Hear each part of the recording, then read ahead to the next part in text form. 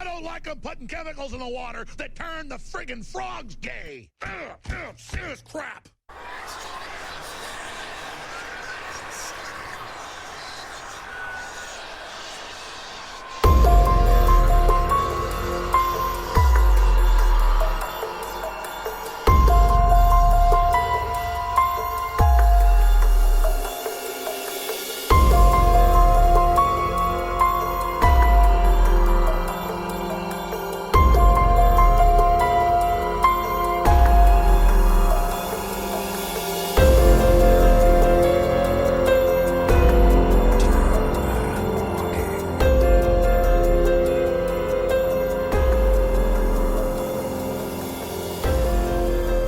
Hey, welcome back to the Dark Horde.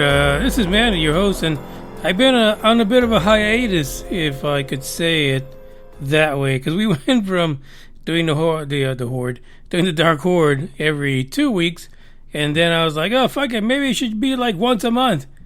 It's really hard when it's not the season to be spooky to get like stories like these, and it's weird because people are ghost hunting year round. I just can't seem to get a good connect into the folks that are out there hunting ghosts. It's like they don't want to be on a podcast. I don't know. Maybe it gives them a bad rep with the undead, with the folks on the other side of the veil. Maybe that's why I can't get ghost hunters on the podcast. It is such a strange situation for me. Like, you would think if you're out there hunting ghosts, you ought to pat yourself on the back or pat yourself on your your ghost pack or whatever, and be like, hey, this is me. I'm out here. I'm doing it. Check out my stories. It doesn't seem to work that way. I got to work on that because I want to at least go back to twice a month for the Dark Horde. But the reason I'm having this episode, one, because I forgot last week.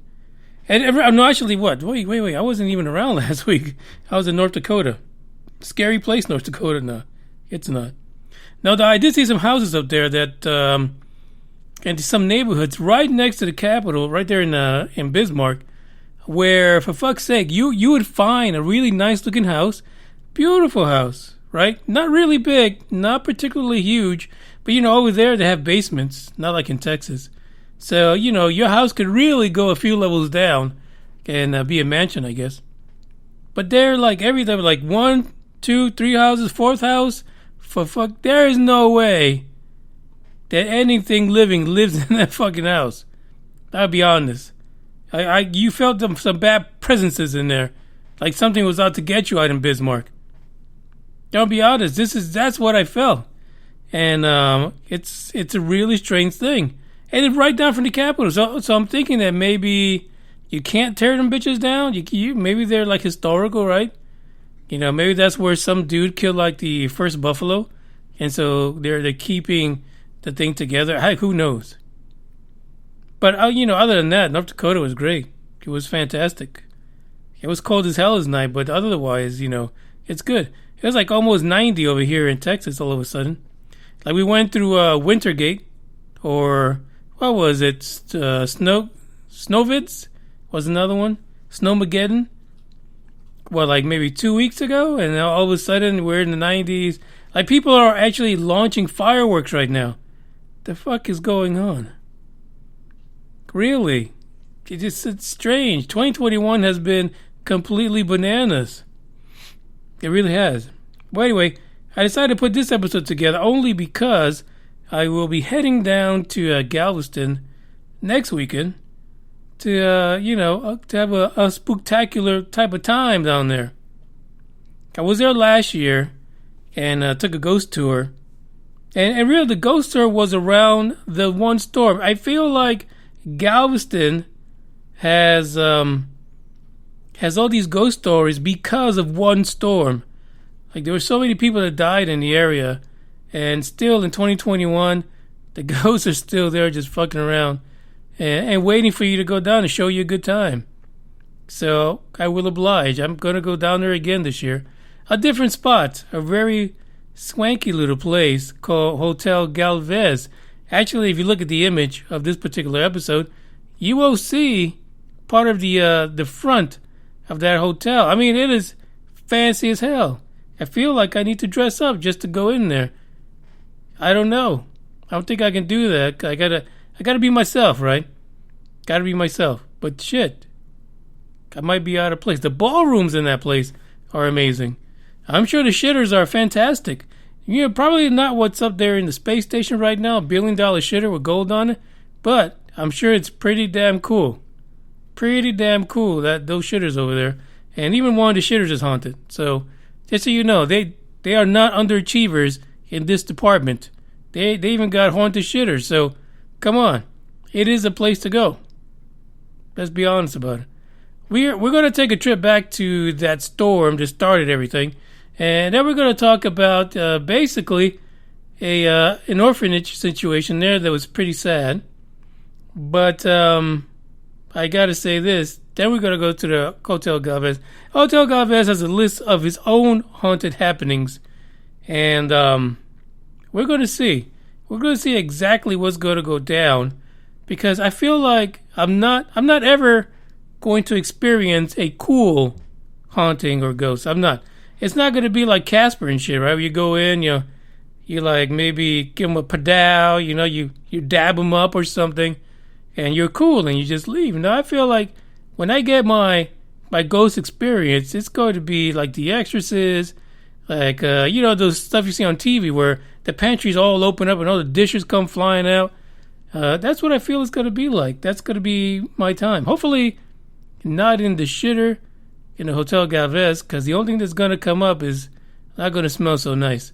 So, as usual, I haven't forgotten, I like to play a little bit of tracks on here, just like I do on the Tempest Universe. So I'm going to hit up this first song, and then we're going to go right into the storm. And there is a fascinating story behind why Galveston was caught completely off guard, and why that storm was so devastating. I'll be back after this track.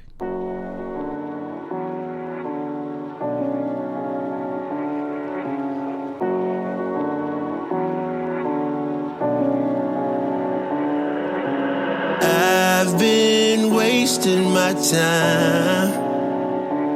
I don't know why I can't get you out my mind.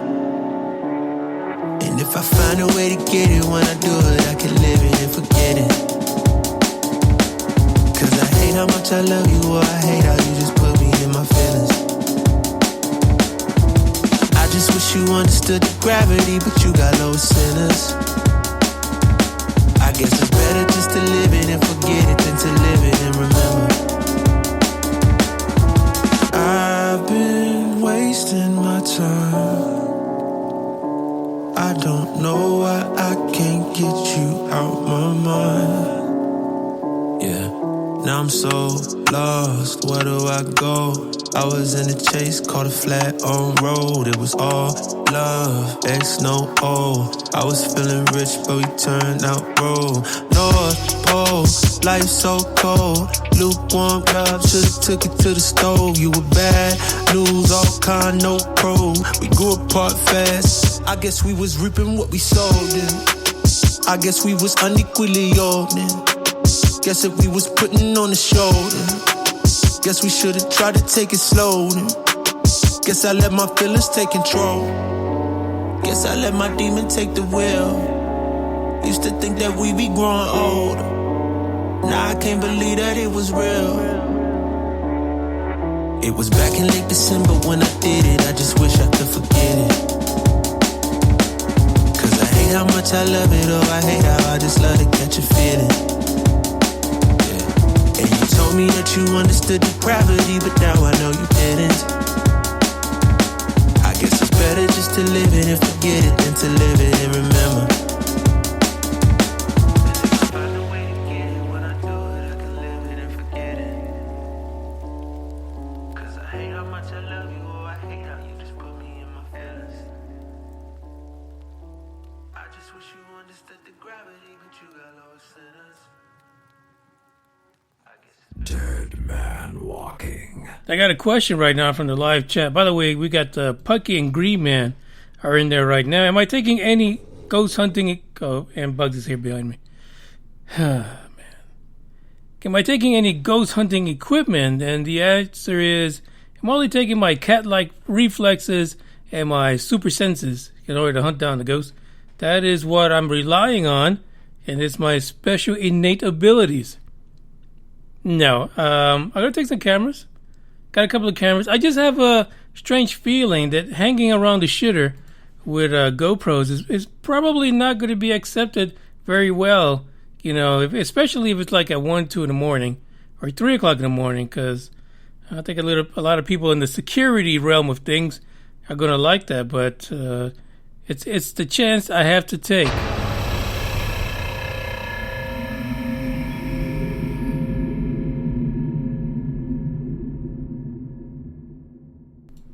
The first one for tonight is the hurricane. The hurricane of 1900. It became one of the deadliest U.S. natural disasters of its time. Completely nuts. Now, I really had no idea that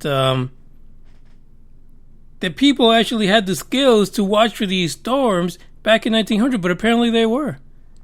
They had folks who are meteorologists who actually were able to track storms all the way out from the Pacific. Not the Pacific, the Atlantic, up and through the Gulf of Mexico. It's like people had. Why we need planes now? This is what I'm trying to say. Why we need planes and satellite? If they could do it back then, why? What's the problem now? Why are we so high tech and still not really getting anywhere? It's a strange thing. The 1900 hurricane was actually a Category 4 hurricane that destroyed 3,600 buildings. The winds surpassed 135 miles an hour, and it was the 1900s. We didn't have that kind of technology that we do now in constructing buildings. Between 6,000 and 12,000 people perished just in the area between Galveston and Houston. Believe it or not, it was tragic. There was a situation at the time between the folks here that were tracking the meteorologists in the United States and those in Cuba, believe it or not. I was kind of surprised about this. September 1900 is when all this went down. And apparently, the Cubans were really good at predicting where hurricanes would land in the United States. There was a particular path they would take, which was north of Cuba. And the Cubans were like, hey, what's up, man? This hurricane's coming right to you.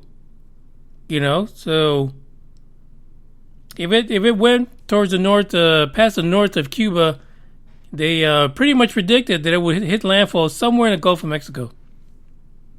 There was something going on with the Weather Bureau in Washington at the time.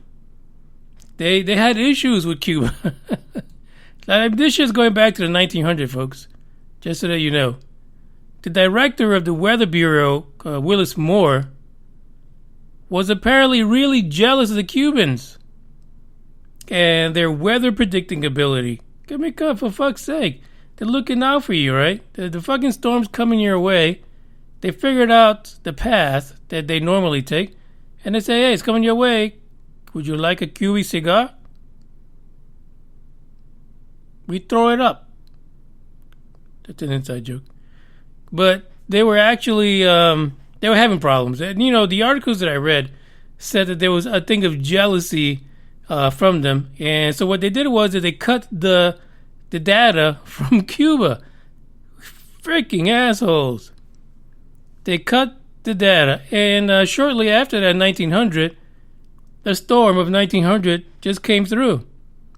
No one really had an idea except for one guy who was the Weather Bureau's chief in Galveston. He was an observer. He's watching the weather. And he decided that he'd keep an eye on this pressure system that was coming across.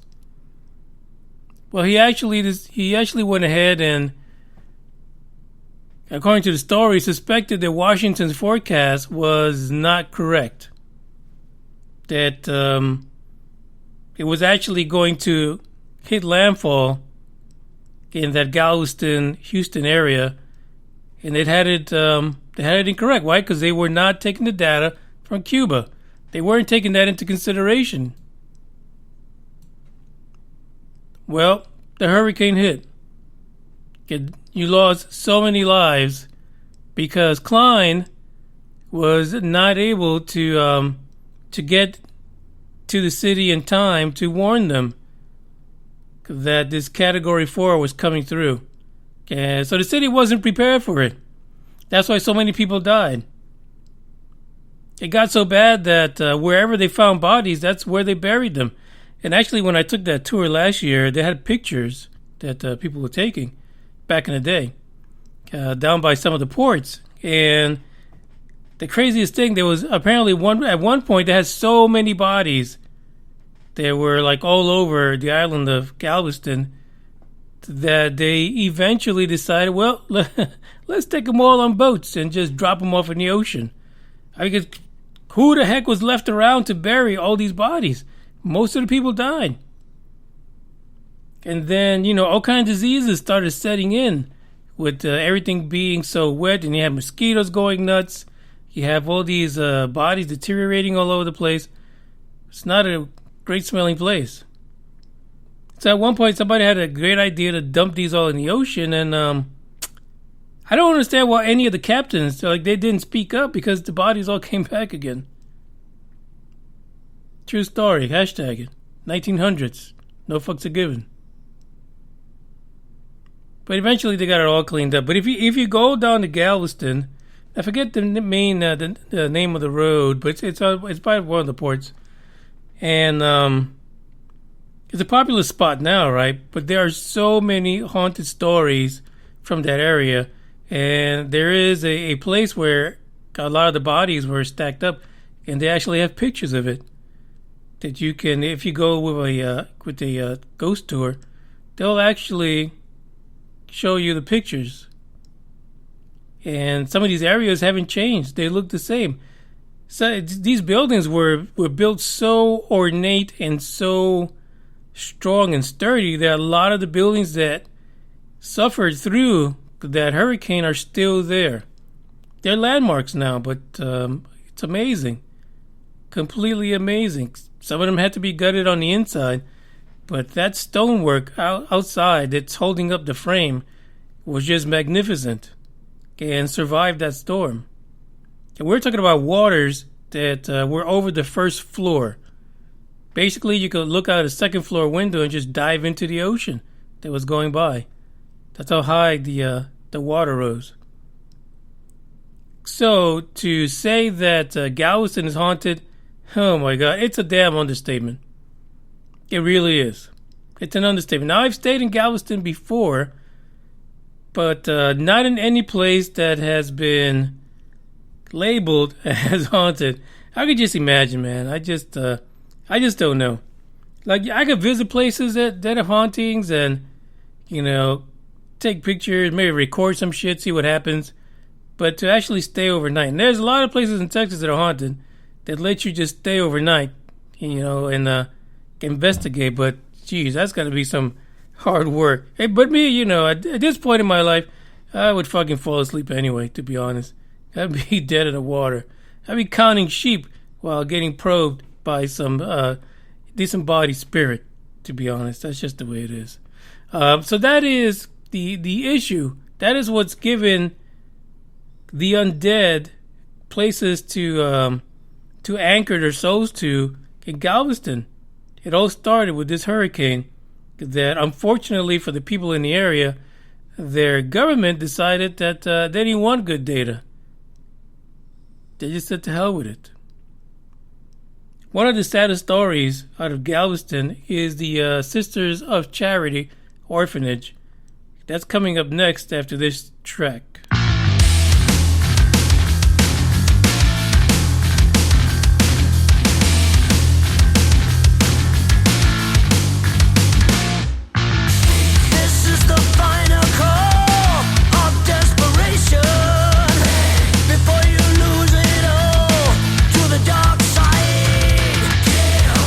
Sacrifice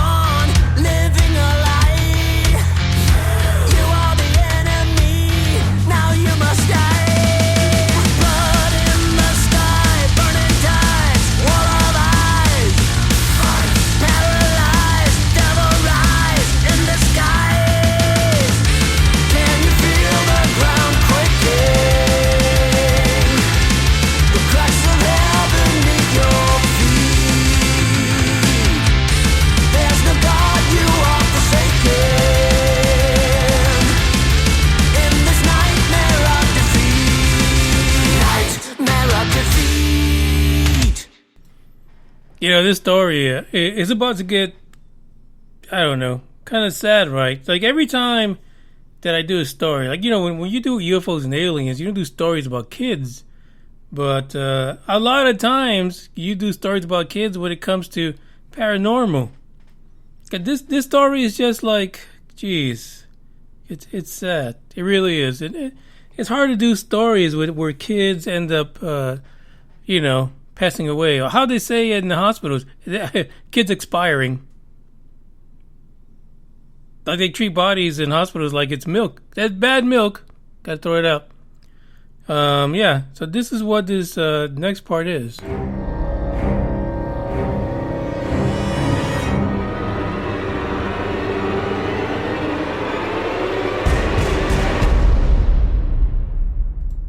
I remember the first time I heard somebody in the hospital say that a patient was expired. I was so fucking confused. This story right now is also a byproduct of that storm of 1900. September 8th, as a matter of fact, is when this hurricane devastated the area of South Texas. Specifically, the Sisters of Charity Orphanage. Now, they were part of St. Mary's Infirmary in Galveston, and that actually was the very first Catholic hospital in the state of Texas. It was established in 1867. Like, folks, we're going back. We're going back in time, like Back to the Future, I guess. I don't know. The Sisters of Charity opened the orphanage within the hospital, but later on they decided, geez, we can't have all these little kids with all these sick people, so let's move it about 3 miles west to the beachfront. Because kids need that beach water life. They need that sand and you run through their little toes. That estate was actually part of the estate of Captain Farnifalia Green. Say that 3 times. Galveston at the time was one of those places where a lot of rich people went to because of the port. It was a very, very busy port. And there's a lot of stories there, too, regarding pirates that made a life down there in the port way back when because it was so busy and popular. The morning of September 8, 1900, the winds began blowing. Strong winds. Tides was coming in. The waters in the Gulf started to rise and it wasn't looking good. Sister Elizabeth Ryan, which is one of the 10 sisters from St. Mary's Orphanage, she came into town that morning to pick up some food. Mother Gabrielle, she must have been like Italian, I guess. She was the assistant superior to St. Mary's Infirmary, and she pleaded, she begged with Sister Ryan not to leave, to stay at the hospital. But she said, no, gotta get back to the kiddos, got to get back to the kitties. She needed to go back to the orphanage. She wasn't going to stay and leave those kids alone with the other 9 nuns because, they're no good nicks. She wasn't going to leave them alone. She needed to go back, even though it was getting stormy. The storm was brewing, as they say. But when she got there, shortly after, the storm was building up at a magnificent pace. So much so that the sisters had to get all the boys from the boys' wing, because there were 2 separate wings, one for the girls, one for the boys. The boys' wing was trashy and run down. It wasn't as sturdy as the girls because the girls was a new addition.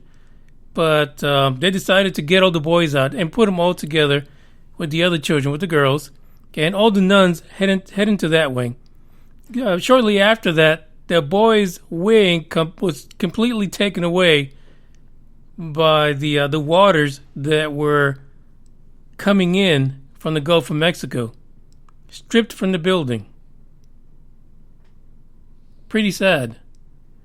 There was at one point where one of the boys at the orphanage described the sand dunes being eroded by the tides as though they were made of flour. Shortly after that, the boys' section, the wing of the orphanage, was taken away. There were 10 sisters, and they were trying to figure out a way to keep things together. Some of them were actually pulling survivors into the second floor of the orphanage into the building as they floated by. The town was just not prepared for this at all. And now you have an orphanage with stragglers, people that were rescued by these 10 nuns, and 90 boys and girls. So the sisters got a great idea. They said, let's tie some of the children to us. Let's tie them all together so that we can save them. That way they're not taken away by the water, by the tide that was coming in, by the wind. Let's do this. Let's put them all together. Each sister tied about 6 to 8 children to themselves. Eventually, the girls' wing they were in actually they collapsed, and some of the people that were in it were trapped under the roof in the water. 3 boys from the orphanage actually survived. Only 3. William Murney, Frank Madera, and Albert Campbell. The 3 boys actually ended up together in a tree that was in the water.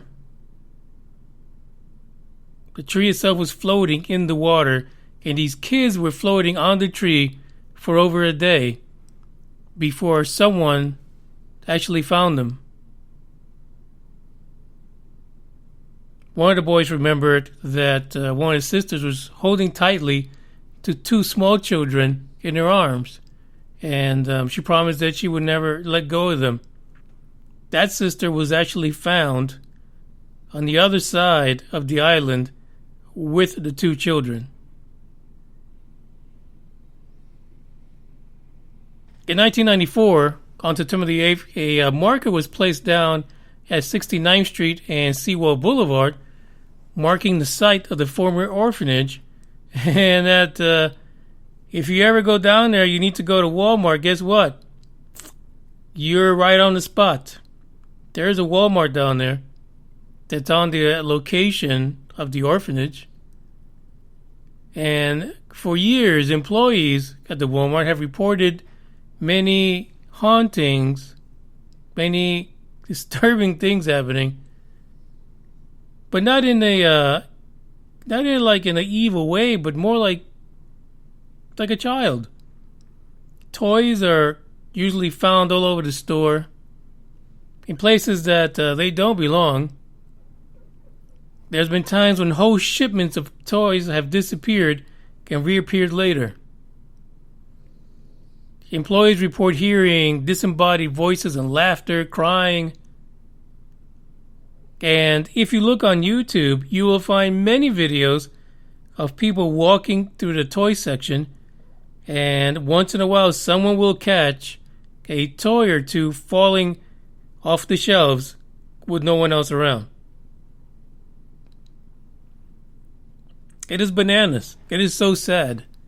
Another thing that happened back in that day, which happened to these nuns, is that people that were found, they were dead, initially were buried wherever they were found.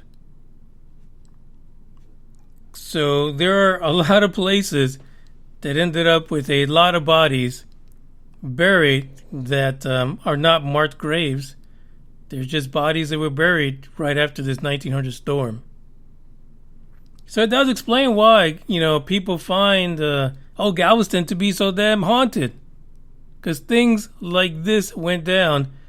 And this Walmart on Seawall Boulevard is an example of that.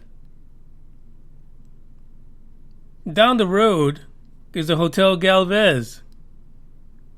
Now, it depends where you read it, where you look at information for the Hotel Galvez, but apparently one of the nuns, their body and their clothesline of children ended up nearby the Hotel Galvez. If you look at a map, it's not really close. It's not. But the Hotel Galvez has its own spooky story to tell. Things you are not even going to believe. But hopefully I get to find out what they are. It's really funny because, well, it's not funny, right? There's a bunch of story of children. But it is something else that when you think about someone today, strapping 8 or 9 kids to them by a clothesline, you think, what in the flying hell is going on? But it was the 1900s. What else would you have? It's just it's a really sad story, and I could see many people just still not wanting to leave because of that tragic event, and they're stuck. They're stuck in Galveston. We're gonna play one more track, and then we get to go to visit the Hotel Galvez and what it has to offer.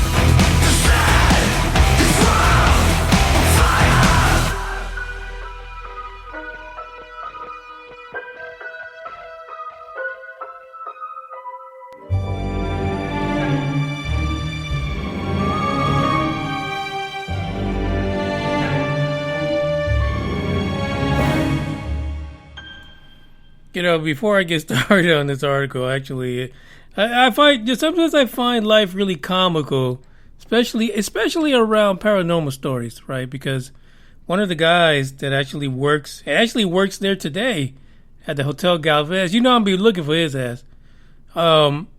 He's been working there for decades, right? And he's had these paranormal experiences. And I'm like, this is not the Shining, dude. You can actually go up Seawall Boulevard and fucking work somewhere else. But I don't know. He's just too cool, nonchalant about it. And actually, the lady that works the phone system down there, it's like the old phone system we put the fucking jack in and shit like that. She too had a crazy paranormal experience. She's still there. I mean, literally. What are you doing? Don't you know these stuff kind of can follow you home, by the way? And I saw this on some kind of a special on, I think it was Netflix or something like that. But it was fascinating, right? Because they're telling this story. They're having these weird experiences, paranormal-like, in this hotel. There's other hotels, folks. Come on. You don't got to do it. You don't got to stay there. Anyway, the Hotel Galvez, like I said, the image that's right now, there's a current image of the Hotel Galvez for the podcast episode, but there's other images of this hotel back in the early 1900s when they were building it. Now, apparently the Hotel Galvez was built in 1911, so it missed the Galveston storm of 1900. Missed it altogether by 11 years. But still, there's issues. That's what I mean. Like, it's haunted ground. I can't even get over this. Haunted ground. I mean, there's other places. I kid you not. If you go down to Galveston, and you ask around, you could freaking ghost tour. If you got ghost tours, you're fucking haunted. Let me just put it that way. If there's ghost tours in your town, and people have found a way to make a living off of it, your town's fucking haunted. Just accept it. Galveston does. It's haunted. So anyway, there's places over there. There's like these old Victorian type houses and the Devil's Playground, or not the Devil's Playground, the Devil's Gate. There's one house that's called the Devil's Gate. It's just nuts. It's nuts. And these people love working in it. There is one particular ghost, which is known as the Ghost of Audra, a.k.a. the Lovelorn Lady. And apparently room 501 is her spot because that's where she hung herself. On the 5th floor. Now, if I get a room on the 5th floor, I'll be tickled pink. Because I might be able to see the Lovelorn Lady. Apparently, she was engaged to a mariner. This is the port area. And he went out. Said, hey, when we get back, let's tie the knot, sweetie. So he goes out, and news comes back, because she was at the hotel waiting for him. Now, mariners back in the 1900s, for fuck's sake, how long did they go away for? Because I can't imagine they have like, 450 horsepower marine outboards on their boats. So I would imagine it took him a long time to come back, but she was waiting for him, right? And his boat sailed out of the port of Galveston, and in 501 is where she was waiting, just, waiting for her baby to come back. Somehow, word got back to her from the port that the ship sank. Now, as you can imagine, that ripped her apart, basically. She was extremely depressed. And eventually she committed suicide in room 501. DEAD. Because her love of her life was dead. Now, depending on where you look up the story, there is a version that says that about a week later, the mariner showed up looking for Audra. He had survived the wreckage and was back in Galveston, back at the Hotel Galvez, looking for her. The story is that sometimes you can see her on the 5th floor, sobbing, weeping. You can hear her from room 501 because she lost her loved one and she died in that state. So she haunts the Hotel Galvez. There is a music hall within the hotel that is known for things flying off the tables. Mysteriously, there was an employee in that one video I saw where they were in there to check on the table settings because they had a party going on in there. And when she walked in, some of the settings just started flying off the damn tables. I mean, I wouldn't even give a 2-week notice, maybe like 2-minute notice that I'm done. Time to go home. I need to get on Indeed and look for some jobs. But that's one of those. That's one of those places that, again, it is completely haunted. There's other stories of women in Victorian dresses wandering around the music hall. Because as you know, because I just said it, Galveston was a popular place for all the... guess they weren't jet setters, all the biplane setters, I don't know. It was popular. It was a port, and many rich people went there. And apparently in this music hall, you will find ghosts of women dressed in Victorian dresses just having a good time. This is not your average hotel, let me tell you folks. But you look at it from the outside, and it's magnificent. It's now called the Hotel Galvez and Spa. You can have a spa now. But you better have some holy water with you.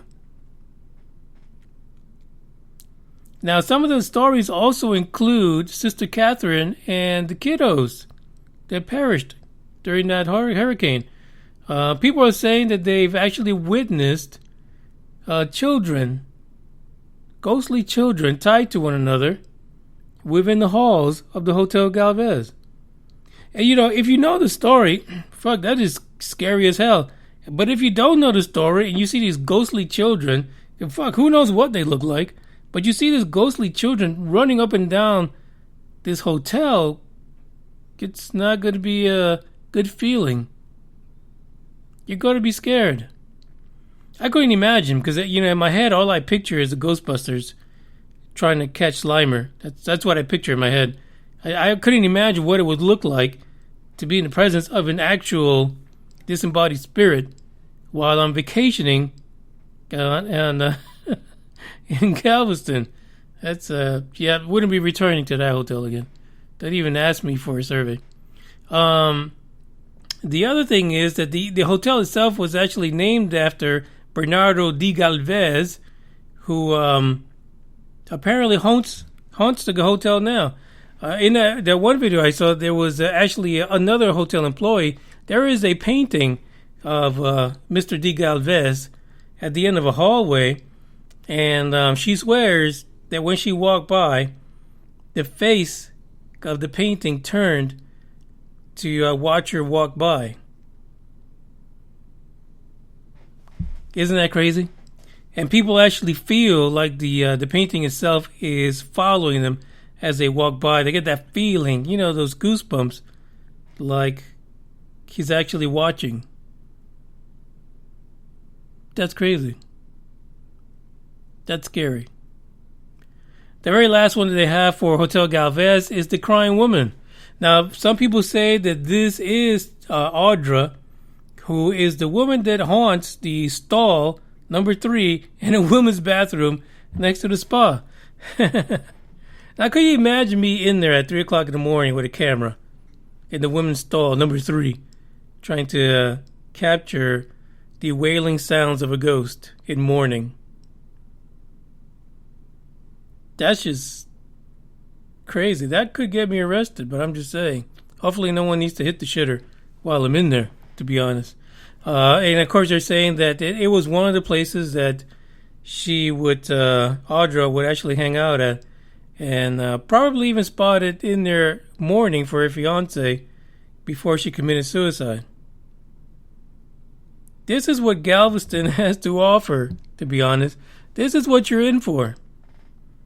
There's a lot of great things down there. Lots of hotels. Of course, you got the cruise ships that leave from there and head down to Mexico and other places, which, when you think about it, who the flying fuck would want to leave on a cruise ship from anywhere? Like, what are you taking with you when you leave the port of Galveston? Didn't even think about that until now. Scary stuff. Hopefully, when I'm there next week, I can catch something. Maybe I'll catch a video of some shadow figure. Hell, maybe the room might be haunted. I might have to take one of those, I've got one of those motion sensor cameras with night vision. Maybe I'll take one of those to see what happens. Because there's nothing scarier than having one of those videos and either someone's watching over you while you're sleeping or the blankets get pulled off of you in the middle of the night. Scary shit. But we'll see what happens next week. And I'll have my eyes on room 501 and maybe even visit good old Walmart to see what happens there. Thank you guys for listening to the podcast. And if I catch anything on video, it will be posted on YouTube. But I'll let you guys know the next time I'm back on here on the Dark Horde podcast. And until then, ciao.